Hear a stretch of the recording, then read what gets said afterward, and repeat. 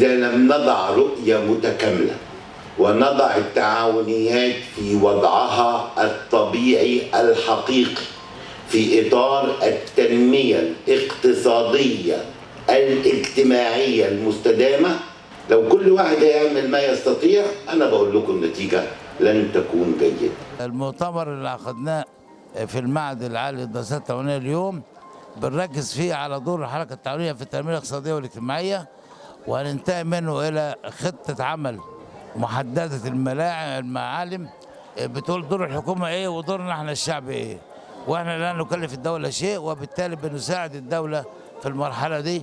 فبنقول لهم إحنا هنعمل إيه وأنتوا ساعدونا، مش ساعدونا ماديا، ساعدونا إنك أنت لما في الإعلام حتى لما تكلموا عن ضبط الاسعار تقول المجمعات الاشتراكيه والجمعيات التعاونيه الاشتراكيه. المؤتمر هذا مهم في ظل تداعيات قاعد تحدث على مستوى العالم وبالذات العالم العربي في ظل تدهور الاوضاع الاقتصاديه والاجتماعيه، خصوصا بعد الثورات اللي حصلت على مستوى العالم العربي، ولمست ان هناك في توجه صادق من الحكومات في دعم الحركات الشبابيه وتفعيل دورها على ارض الواقع من خلال الدعم المباشر. المؤتمر في غايه الاهميه لانه ياتي في فتره مصر بتعاني من مشاكل اقتصاديه، فاحنا الحركه التعاونيه المصريه 18 مليون عضو،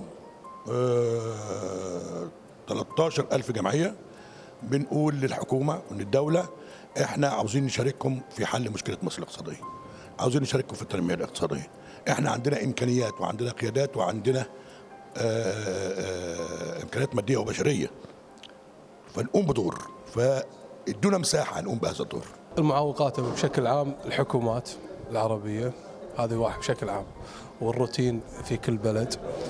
فالحكومات نفس الاجتماعات احنا موجودين تبي الشيء هذا، لكن احنا نطلب انه تكون من المجتمع المدني نفسه تكون التكامل في مصلحه المواطنين الدول العربيه بشكل عام، اللي تنعكس على مصلحه المواطن في دخله وفي انتاجه بشكل عام.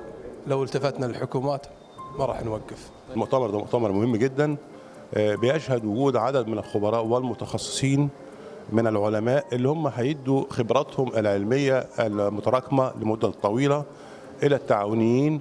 النهاردة وزير التموين أعلن أنه سينحاز إلى الحركة التعاونية، خاصة أن دستور مصر وأنا كنت واحد من واضعيه يمكن حط 11 مادة خاصة بالتعاونيات.